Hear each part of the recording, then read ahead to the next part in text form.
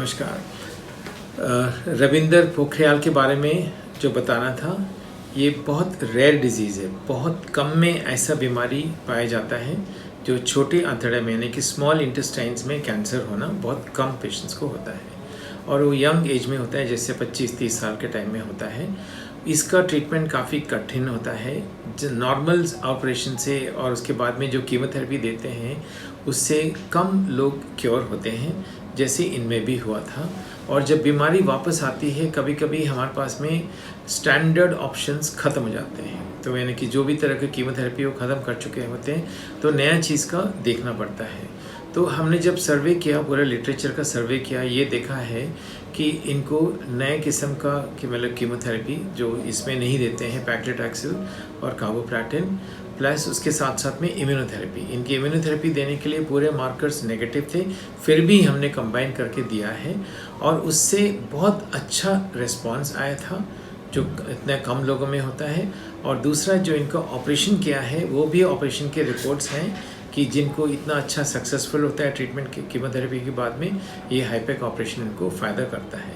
तो हमें बहुत खुशी है बताते हुए कि इनको जो नया किस्म का ट्रीटमेंट दिया है उनका सक्सेसफुल रहा है। उम्मीद ये करते हैं ये काफ़ी दिनों तक अच्छे रहेंगे। धन्यवाद। नमस्ते, मैं Ravindra Pokhriyal from Nepal, 37 years old, Kathmandu से, डायग्नोसिस विथ CA जर्जुनम इन 2017। मैंने अपना ट्रीटमेंट नेपाल से कराया, जिसमें मेरी सर्जरी हुई और उसके बाद 12 साइकिल कीमो भी हुई थी। 2019 में मेरी बीमारी फिर से वापस आ गई और इस न्यूज़ से मैं पूरी तरह से टूट गया था। और उसके बाद मैं इंडिया आया और अपनी कीमोथेरेपी शुरू कर दी और वही ट्रीटमेंट नेपाल से बाकी शुरू हो गया। और जुलाई 2020 में मेरी हालत और ख़राब हो गई और उसी वक्त कोरोना की वजह से लॉकडाउन भी हो रहा था। मैंने किसी तरह इंडिया आया और अपना पेट CT कराया, जिसमें मेरी बीमारी काफ़ी बढ़ गया था। और मैंने एक बार पारस हॉस्पिटल गुड़गांव में डॉक्टर रंगाराव से मिलने के लिए फाइनल किया और डॉक्टर रंगाराव जी से मिला। उन्होंने मैंने फाइल पूरा स्टडी किया। उन्होंने मुझे कीमोथेरेपी और प्लस इम्यूनोथेरेपी देने का फैसला किया, जबकि मेरा मार्कर नेगेटिव था। और उन्होंने मुझे मेरी बीमारी और इस में ट्रीटमेंट के लिए समझ गया और मैं राज़ी हो गया, ट्रीटमेंट के लिए राज़ी हो गया, क्योंकि मेरे पास और कोई रास्ता नहीं था। डॉक्टर आर रंगाराव जी ने मुझे 2 साइकिल कीमो प्लस इम्यूनोथेरेपी के लिए और उसके बाद मेरा पेट CT किया, जिसमें मेरा अच्छा रिपोर्ट आ गया। डॉक्टर आर रंगाराव जी ने मेरा ऑन्को सर्जरी के हेड डॉक्टर विनय गायकवाड़ जी से मिलवाया और डिस्कस किया और मेरी हाईपेक सर्जरी के लिए फैसला किया।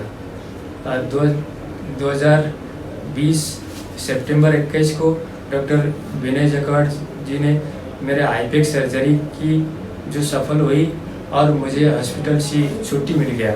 हॉस्पिटल में जितना भी कैंसर केयर के जितना टीम है और सर्जरी ऑन्को सर्जरी का जो भी टीम है, सर्जरी हेड का डॉक्टर विनय गायकवाड़ जी और सर्जरी की टीम के डॉक्टर ज्योति भट्ट जी, उनको के जो ट्रीटमेंट के हेड है डॉक्टर रंगाराव जी, और अपने जो कैंसर ट्रीटमेंट के टीम जितना भी टीम है, मैं धन्यवाद देना चाहता हूँ कि इतना हॉस्पिटल में जितना दिन रहा और ट्रीटमेंट के दौरान आप लोग ने जितना मेरे को हेल्प किया, ट्रीटमेंट किया, और मैं अभी अच्छी तरह से ठीक हूँ।